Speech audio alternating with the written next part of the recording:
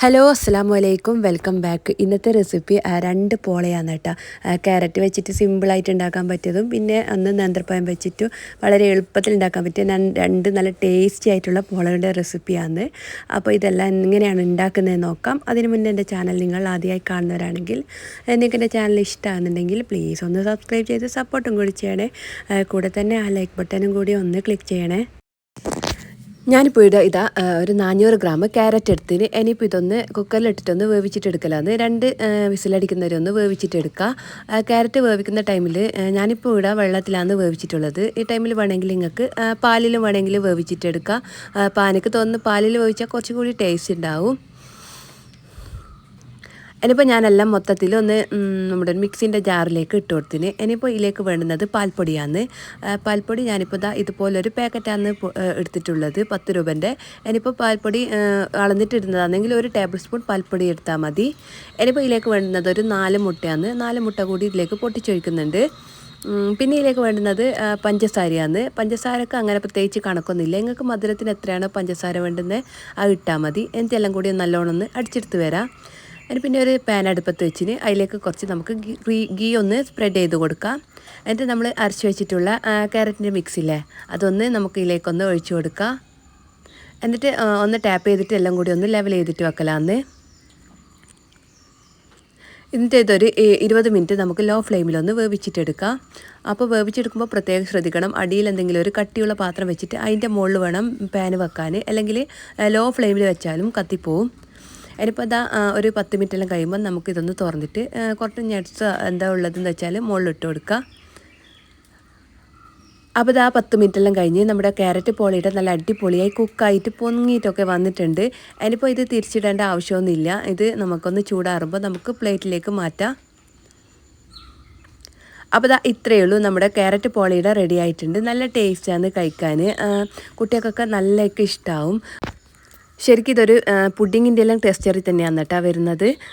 നല്ല സോഫ്റ്റാണ്, കഴിക്കാൻ നല്ല ടേസ്റ്റുമാണ്. അപ്പോൾ എല്ലാവരും ഇതൊന്ന് ട്രൈ ചെയ്ത് നോക്കുക. നിങ്ങളുടെ ഫീഡ്ബാക്ക് അറിയിക്കുക.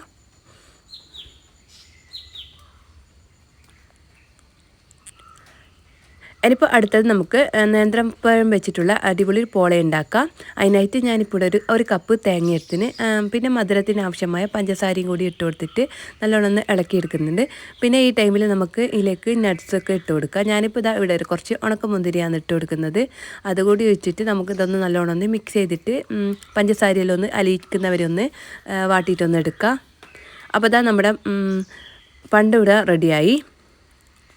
ഇനിയിപ്പോൾ ഒരു മിക്സിൻ്റെ ജാറിലേക്ക് ഞാനൊരു 3 മുട്ട പൊട്ടിച്ചൊഴിക്കുന്നത്.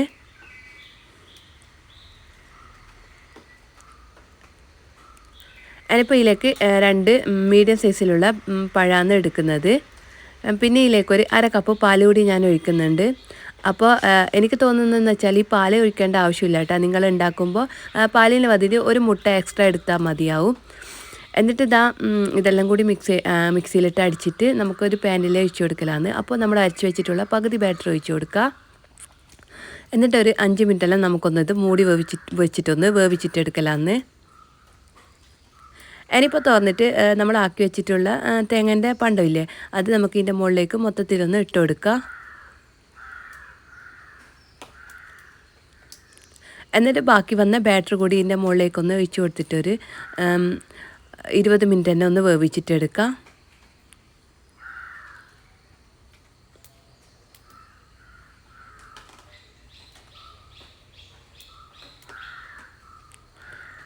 അപ്പോൾ ഇത് ഒരു 5 മിനിറ്റ് കഴിയുമ്പോൾ തുറന്നിട്ട് നമുക്ക് ഇതിലേക്കും കുറച്ച് അണ്ടിപ്പരിപ്പും മുന്തിരി എന്താ ഉള്ളതെന്ന് വെച്ചാൽ മുകളിലൊന്ന് ഇട്ട് കൊടുക്കാം.